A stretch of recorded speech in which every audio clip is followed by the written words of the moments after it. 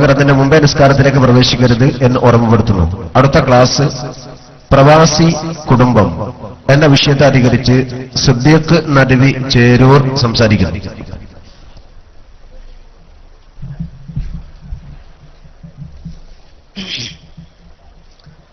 അസ്സലാമു അലൈക്കും വറഹ്മത്തുള്ളാഹി വബറകാതുഹു.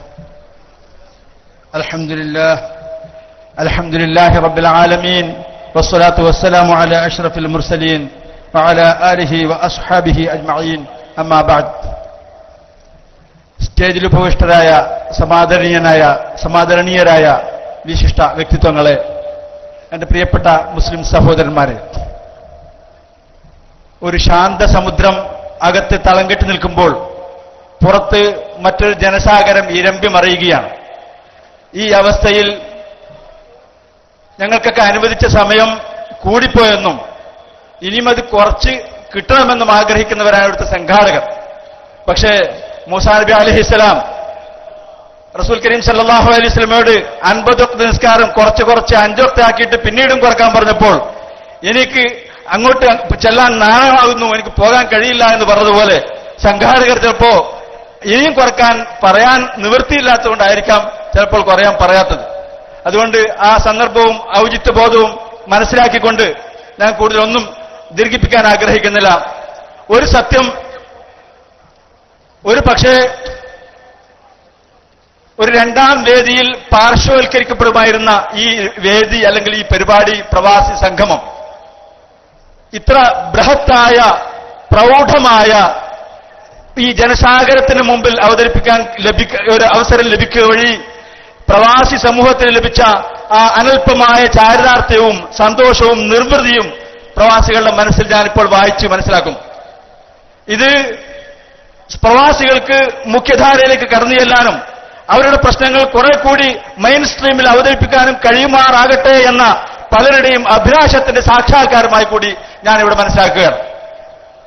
പിന്നെ പ്രവാസി കുടുംബത്തെക്കുറിച്ചുള്ള വളരെ വിശാലമാക്കിയും ചുരുക്കിയും പറയാൻ കഴിയുന്ന ഒരു വിഷയമാണ്. ഇതിൽ ആരാണ് ആദ്യത്തെ പ്രവാസിയെന്നോ ആദ്യത്തെ പ്രവാസി കുടുംബമേതെന്നോ ആലോചിച്ചുകൊണ്ട് മുന്നോട്ട് പോകുമ്പോൾ നാം എത്തിപ്പെടുന്നത് മഹാനായ ആദം നബി അലൈഹിസ്സലാമിലേക്കാണ്. അബുൽ ബഷർ ആദം നബി അലൈഹിസ്സലാം ആദ്യമായി സ്വർഗത്തിൽ നിന്ന് ബഹിഷ്കൃതനായപ്പോൾ അദ്ദേഹം കടന്നു വന്നത് ഭൂമിയിലേക്കാണെന്നും ആ ഭൂമി ദജ്ന എന്ന സ്ഥലമായിരുന്നു എന്നുമാണ് പറയപ്പെടുന്നത്. ദജ്ന സ്വാഭാവികമായും ദഖനായിരിക്കാം. ദഖൻ എന്നാൽ ദക്ഷിണേന്ത്യയാണ്. ദക്ഷിണേന്ത്യയുടെ ഭാഗമായിരുന്നു മുമ്പ് സിലോൺ. അതുകൊണ്ട് ഇന്ന് സിലോണിൽ കാണുന്ന ആദം മല എന്ന പേരിൽ അറിയപ്പെടുന്ന ആദം നബി അലൈഹി ഇസ്ലാമിന്റെ കാൽപതിഞ്ഞ പാടുമുദ്ര കാണുന്ന ആ സ്ഥലം അന്ന് ഇന്ത്യയുടെ ഭാഗമായിരുന്നു. ഇന്ത്യയിലാണ് അദ്ദേഹം ആദ്യമായി കാൽകുത്തിയത് എന്ന് നമുക്ക് മനസ്സിലാക്കാൻ കഴിയുന്നു. അപ്പൊ ആദ്യത്തെ പ്രവാസി സ്വർഗത്തിൽ നിന്ന് ബഹിഷ്കൃതനായി ഇന്ത്യയിലെത്തിയ ആദം നബി അലൈഹി ഇസ്ലാമാണ് എന്ന് നമുക്ക് മനസ്സിലാക്കാൻ കഴിയുന്നു. അതോടൊപ്പം തന്നെ തൊട്ട് അധികം വൈകാതെ തന്നെ അദ്ദേഹം അറഫാത്തിലെത്തിച്ചേരുകയും അവിടെ വെച്ച് തന്റെ പത്നി ഹവാ ബീവിയെ കണ്ടുമുട്ടുകയും മുസ്ദലിഫയിൽ വെച്ച് ഇവരുടെ പുനഃസമാഗമം ഉണ്ടാകുകയും ചെയ്തു എന്ന് ചരിത്രം വ്യക്തമാക്കുമ്പോൾ അവിടെ ആദ്യത്തെ പ്രവാസി കുടുംബത്തിന്റെ ഒരു അസ്ഥിവാരം കൂടി നമുക്ക് ഈ രണ്ട് പുനഃസമാഗമത്തിൽ കാണാൻ കഴിയുന്നു. ഏതായാലും ആവട്ടെ, പ്രവാസിയെക്കുറിച്ചുള്ള ചിന്ത അല്ലെങ്കിൽ പ്രവാസി എന്ന പേരിനെ കുറിച്ചുള്ള ചിന്തയെക്കുറിച്ച് ഇവിടെ നേരത്തെ പരാമർശിക്കുകയുണ്ടായി. നമുക്ക് ഒരു കാര്യം മനസ്സിലാക്കണം. അറബി ഭാഷയിൽ പലപ്പോഴും വാവിനെ യാ ആക്കുകയും യാവിനെ വാവാക്കുകയും ചെയ്യുന്ന ചില തന്ത്രങ്ങളും ചില സന്ദർഭങ്ങളും ഉണ്ടാകാറുണ്ട്. അതുപോലെ പ്രയാസി എന്ന ആ പദം മാറ്റിയിട്ട് ചിലപ്പോൾ പ്രവാസിയായതാകാം എന്നുകൂടി നമുക്ക് മനസ്സിലാക്കാൻ കഴിയും. കാരണം ഏറ്റവും അധികം പ്രയാസം അനുഭവിക്കുന്ന ഒരു വിഭാഗമാണ് പ്രവാസികൾ. അതുകൊണ്ട് പ്രയാസി എന്നതിന്റെ ആ യാവ് മാറിയിട്ട് വാവായിട്ട് പ്രവാസിയായതാകാം എന്നുകൂടി നമുക്ക് ഒരു നിലക്ക് ചിന്തിക്കുകയും ചെയ്യാം. ഏതായാലും പ്രവാസി കുടുംബത്തെക്കുറിച്ചുള്ള ചിന്തയെക്കുറിച്ച് നമ്മൾ ചിന്തിക്കുമ്പോൾ ഒരു പക്ഷേ രണ്ട് രീതിയിലുള്ള അനുഭവങ്ങൾ വരുന്നു. പ്രവാസ ലോകത്ത് കുടുംബമായി കഴിയുന്ന ഒരു വിഭാഗം അവിടെയുണ്ട്.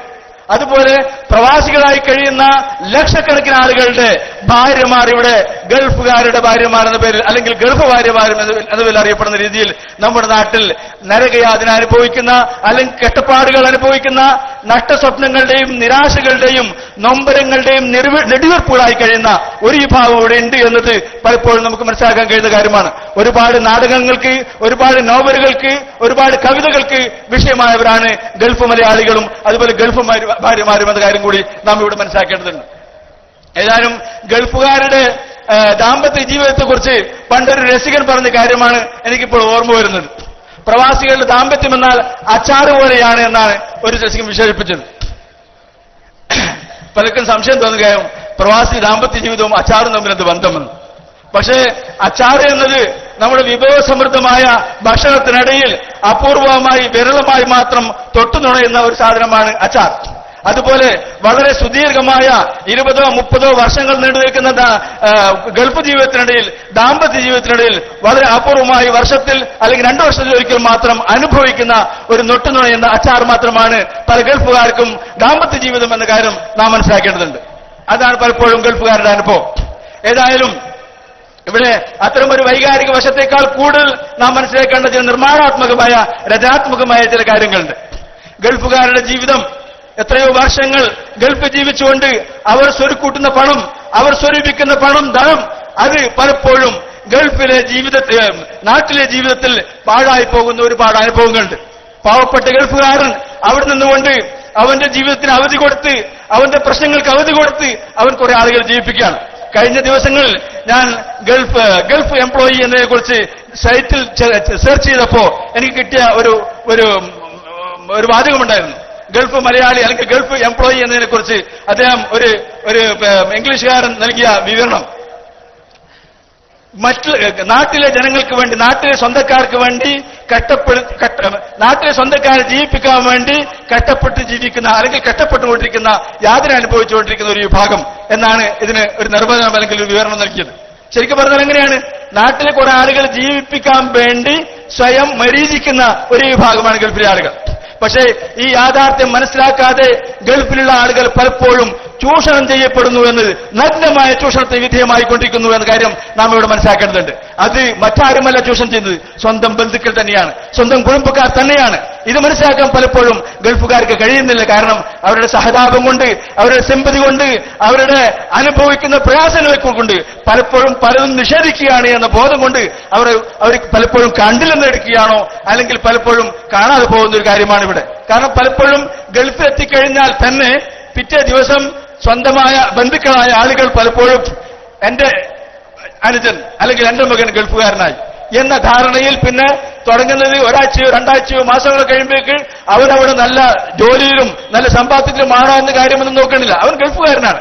അതുകൊണ്ട് ഇവിടെയുള്ള പല ബ്രോക്കർമാരുമായും സംസാരിക്കുകയും പല സ്ഥലങ്ങൾക്കും അഡ്വാൻസ് നൽകുകയും ഒക്കെ ചെയ്യുന്ന അനുഭവങ്ങൾ പലപ്പോഴും ഉണ്ടാകാറുണ്ട്. അതുപോലെ തന്നെ ഇവരുടെ ജീവിത നിലവാരം മാറുകയും പലപ്പോഴും മുമ്പൊക്കെ ജീവിച്ചിരുന്ന 2000 രൂപയോ 4000 രൂപയോ കൊണ്ട് ജീവിക്കാൻ കഴിയുന്ന കുടുംബം അതോടുകൂടി 8000 രൂപയും 15000 രൂപയും കൊണ്ട് ജീവിക്കുന്ന ഒരവസ്ഥയിലേക്ക് എത്തുന്നു. അങ്ങനെ ഗൾഫുകാരൻ അവിടെ എത്ര കഷ്ടപ്പെട്ട് ജീവിക്കുന്നു, അതിനിടയിൽ അവന്റെ നാട്ടിലേക്ക് എത്തുന്ന പണം എത്രയും ചൂഷണം ചെയ്യപ്പെടുകയും അത് നഷ്ടപ്പെടുകയും ചെയ്യുന്ന അവസ്ഥയുണ്ടാകുന്നു. ഇവിടെ കൂടുതൽ ദീർഘിപ്പിച്ച് സംസാരിക്കാൻ സമയമില്ലാത്തതുകൊണ്ട് 1-2 ഉദാഹരണങ്ങൾ ഞാൻ പറയാൻ ആഗ്രഹിക്കുകയാണ്. ഒരു സഹോദരൻ വളരെ വേദനയോടുകൂടി ഈ അടുത്ത ദിവസം കഴിഞ്ഞ ഏതാണ്ട് 1-2 ആഴ്ചക്ക് മുമ്പ് ഒരു വിവരണം എന്റെ മുമ്പിൽ നൽകുകയുണ്ടായി. സത്യത്തിൽ എനിക്ക് ഈ വിഷയം ലഭിച്ചതിന്റെ തൊട്ട് മുമ്പാണ് ഇങ്ങനൊരു അവസരമുണ്ടായത്. ആ സഹോദരൻ തന്റെ ജ്യേഷ്ഠനുണ്ടായ അനുഭവത്തെക്കുറിച്ച് പറയുകയുണ്ടായി. ഇത് 2 വർഷമുണ്ട്, 1 വർഷമാണ് ഞാൻ ഇവിടെ പറയുന്നത്. ആ സഹോദരൻ 10-20-30 വർഷം ഗൾഫിൽ ജീവിച്ച ആളാണ്. ആ ജീവിക്കുന്ന സമയത്ത് വളരെ സുഭിക്ഷമായി ജീവിച്ചു എന്ന് മാത്രമല്ല, വർഷത്തിൽ നാട്ടിൽ വരുമ്പോൾ നാട്ടിലുള്ള സ്വന്തം ഭാര്യയ്ക്കും മക്കൾക്കും മാത്രമല്ല ഉമ്മാക്കും ജ്യേഷ്ഠന്മാർക്കുമൊക്കെ വളരെ സന്തോഷത്തോടുകൂടി വാദോരാതെ പലതും നൽകി. ഒരുപാട് കാര്യങ്ങൾക്ക് അവർക്ക് സമ്മാനങ്ങളായിട്ടും കാശായിട്ടും അല്ലാത്തായൊക്കെ നൽകി.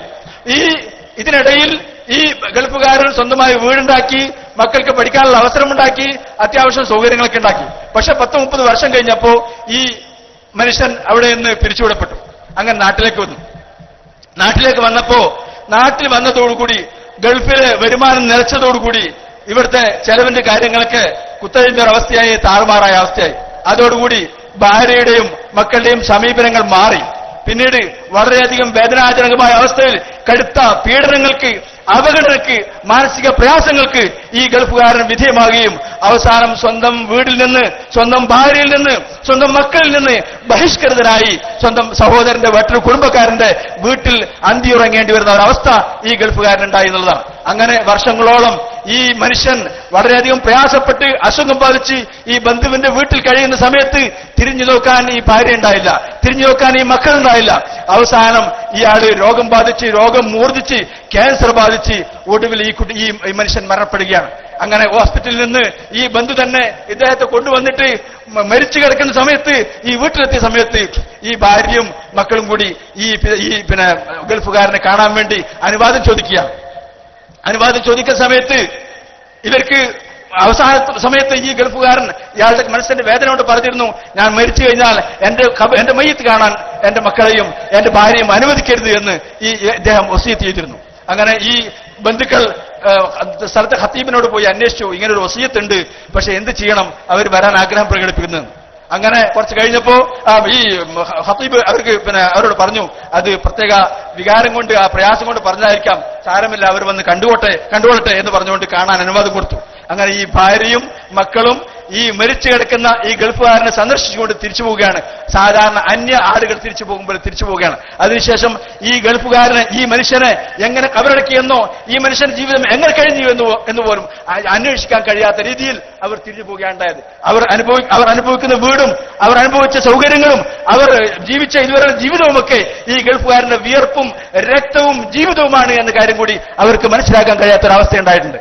അതുപോലെ തന്നെ വേറെ സ്ഥലത്ത് വേറെ ഗൾഫുകാരന്റെ ഭാര്യ നാട്ടിലേക്ക് ഈ ഗൾഫുകാരൻ അയക്കുന്ന കാശ് മുഴുവൻ എടുത്ത് ഉപയോഗിക്കുകയും ഈ ഭാര്യ തന്റെ കാമുകനുമൊത്ത് ഉല്ലസിക്കുകയും സല്ലപിക്കുകയും ചെയ്തുകൊണ്ട് ആ കാമുകന്റെ കയ്യിൽ പല ലക്ഷക്കണക്കിന് ഉറുപ്പ് ഏൽപ്പിച്ചുകൊണ്ട് അവിടുത്തെയുള്ള സ്വത്ത് വാങ്ങാനാണ്, സ്ഥലം വാങ്ങാനാണ് എന്ന് പറഞ്ഞുകൊണ്ട് ഏൽപ്പിച്ചുകൊണ്ട് മുന്നോട്ട് പോവുകയായിരുന്നു. അവസാനം യാദൃച്ഛികമായിട്ട് ഈ ഭർത്താവ് നാട്ടിലേക്ക് എത്തിയപ്പോ അതോടുകൂടി ഭാര്യയുടെ മനോഭാവം മാറി, ഭാര്യയുടെ സമീപനം മാറി. ഈ ഭർത്താവ് ഗൾഫിൽ വന്നതോടുകൂടി താൻ അനുഭവിക്കുന്ന പലതിനും വിരാമമായി എന്ന് മനസ്സിലാക്കിക്കൊണ്ട് വളരെ കടുത്ത രീതിയിൽ അങ്ങോട്ട് പെരുമാറിയ അനുഭവങ്ങൾ ഉണ്ടായിട്ടുണ്ട്. അതുപോലെ തന്നെ നാട്ടിൽ സ്വന്തം ഭാര്യയും മക്കളുമുണ്ടായിട്ടും അവരെ ഒന്നും ശ്രദ്ധിക്കാതെ കൂട്ടുകുടുംബത്തിന്റെ ഭാഗമായിട്ട് സ്വന്തക്കാരായ ബന്ധുക്കളെ മാത്രം നോക്കിക്കൊണ്ട് അവരുടെ പ്രശ്നങ്ങൾ തീർത്തുകൊണ്ട് അതിനുവേണ്ടി എരിഞ്ഞടങ്ങിയ മെഴുകുതിരികളായി ജീവിച്ച ഒരുപാട് ഗൾഫുകാരെ നമുക്ക് കാണാൻ കഴിയും. ഇങ്ങനെ ഗൾഫുകാരുടെ കുടുംബവുമായി ബന്ധപ്പെട്ട് നോക്കുമ്പോൾ നീറുന്ന, നൊമ്പരപ്പെടുന്ന നഷ്ടപ്രതാപങ്ങളുടെ, നഷ്ടസ്വപ്നങ്ങളുടെ മാറാപ്പം പേര് നടക്കുന്ന ഒരുപാട് അനുഭവങ്ങളാണ് ഗൾഫുമായി ബന്ധപ്പെട്ട് കാണാൻ കഴിയുന്നത്. അതുകൊണ്ടായിരിക്കാം വർഷങ്ങൾക്ക് മുമ്പ്, ഏതാണ്ട് 10-20 വർഷങ്ങൾക്ക് മുമ്പ് ഒരിക്കൽ ഞാൻ പത്രം വായിച്ച സമയത്ത് ഒരു പത്രത്തിൽ ഈ വിവാഹ പരസ്യത്തിന് വേണ്ടി പ്രത്യേകമായി പേജ് ഉണ്ടാകാറുണ്ട്. ആ പേജിൽ പെൺകുട്ടികൾക്ക് ഭർത്താവിന് വേണ്ടിയും യുവാക്കൾക്ക് ഭാര്യമാർക്ക് വേണ്ടിയുമൊക്കെയുള്ള പരസ്യങ്ങൾ ഉണ്ടാകാറുണ്ട്. ഒരിക്കൽ ഒരു പരസ്യത്തിൽ ഒരു പെൺകുട്ടിയുടെ പിതാവ് പെൺകുട്ടിയുടെ വരനെ അന്വേഷിച്ചുകൊണ്ട് നൽകിയ ഒരു പരസ്യത്തിൽ അദ്ദേഹം എഴുതിയിരുന്നു കുറെ കാര്യങ്ങൾ, ഇങ്ങനെ ആകണം ഒക്കെ പറഞ്ഞിട്ട് അവസാനം പറഞ്ഞു, ഗൾഫുകാർ അന്വേഷിക്കേണ്ടതില്ല, ഭർത്താവായിട്ട് ഈ പെൺകുട്ടിയുടെ ഭർത്താവായിട്ട് വരാൻ വേണ്ടി വിവാഹാലോചനയ്ക്ക് ഗൾഫുകാരൻ അന്വേഷിക്കേണ്ടതില്ല എന്ന്. സ്വാഭാവികമായിട്ടും ഗൾഫുകാരുടെ ജീവിതത്തെക്കുറിച്ച് വ്യക്തമായും അറിയാവുന്ന ആ രക്ഷിതാവിനെ ഞാൻ അഭിനന്ദിക്കുകയാണ്. കാരണം ഗൾഫുകാരനായ ഒരു വരനെ കെട്ടിക്കഴിഞ്ഞാൽ ഈ മകൾക്ക് എങ്ങനെയായിരിക്കും ജീവിതം ഉണ്ടാകുക എന്നതിനെ കുറിച്ച് വ്യക്തമായ ധാരണയുള്ള ഒരു രക്ഷിതാവായിരിക്കാം അങ്ങനെ പറഞ്ഞിട്ടുണ്ടാകുക എന്ന് ഞാൻ ആലോചിച്ചു പോവുകയാണ്. ഇതിനെ സംബന്ധിച്ച് ഒരു വിവാഹ പരസ്യം ഉയർത്തിയ ചിന്തകൾ എന്ന പേരിൽ വർഷങ്ങൾക്ക് മുമ്പ് ഞാൻ ലേഖനം എഴുതിയിരുന്നു. കാരണം അത് അത്രമാത്രം അന്ന് നമ്മുടെ മനസ്സിലേക്ക് കിറിമുറിക്കുന്ന അല്ലെങ്കിൽ നൊമ്പരപ്പെടുത്തുന്ന ഒരു അനുഭവമായിരുന്നു. എന്ന് മാത്രമല്ല, കഴിഞ്ഞ പതിറ്റാണ്ടുകൾക്ക് മുമ്പ് ഗൾഫുകാരുടെ ഏറ്റവും ആ പ്രതാപം നിലനിൽക്കുന്ന കാലത്ത് അല്ലെങ്കിൽ 2 വർഷവും 3 വർഷവും ഒക്കെ ഗൾഫിൽ നിന്നാൽ മാത്രമേ നാട്ടിലേക്ക് വരാൻ കഴിയൂ എന്നൊരു ജീവിതം ഉണ്ടായിരുന്ന അവസ്ഥയിൽ, എന്നൊരു അവസ്ഥ ഉണ്ടായിരുന്ന ആ ലോകത്ത് അന്ന് ഗൾഫ് പാട്ടുകൾ, ഗൾഫിലേക്ക് ഭർത്താവിന് അയച്ച കത്തും ഭർത്താവ് ഭാര്യയ്ക്ക് അയച്ച കത്തുമൊക്കെ കത്തുപാട്ടുകൾ എന്ന പേരിൽ ഇന്ന് വളരെ പ്രശസ്തമാണ്. ഇന്നും നമ്മുടെ വികാരങ്ങളെ തരളിതമാക്കുന്ന ഒരു ഗാനങ്ങളാണത്. അപ്പോ ഇതിലൂടെയൊക്കെ കുറിച്ച അല്ലെങ്കിൽ ഇതിലൂടെയൊക്കെ ചിത്രീകരിച്ച അനുഭവം ഗൾഫുകാരുടെ കുടുംബത്തിന്റെ അനുഭവമാണ്. ശരിക്ക് അനുഭവിക്കാൻ കഴിയാതെ നാളെ ജീവിക്കാമെന്ന പേരിൽ ഇന്നിനെ നഷ്ടപ്പെടുത്തി നാളെ ജീവിക്കാമെന്ന പേരിൽ ജീവിച്ചുകൊണ്ടിരിക്കുന്ന ഗൾഫുകാരെ കുറിച്ചാണ് പലപ്പോഴും അത്തരം കത്തുപാട്ടുകളും അല്ലാത്ത അനുഭവങ്ങളൊക്കെ നമ്മൾ ഉണർത്തിക്കൊണ്ടിരിക്കുന്നത്. അപ്പൊ നമ്മളിവിടെ മനസ്സിലാക്കേണ്ടത് ഗൾഫ് ജീവിക്കുന്ന ആളുകൾ അവരുടെ കുടുംബജീവിതത്തെക്കുറിച്ച് വ്യക്തമായ ധാരണയോടുകൂടി ആസൂത്രിതമായ പ്ലാനിങ്ങോടുകൂടി മുന്നോട്ട് പോയാൽ മാത്രമേ രക്ഷയുള്ളൂ. ആരെയും അമിതമായി വിശ്വസിക്കാൻ പറ്റില്ല എന്നതാണ്.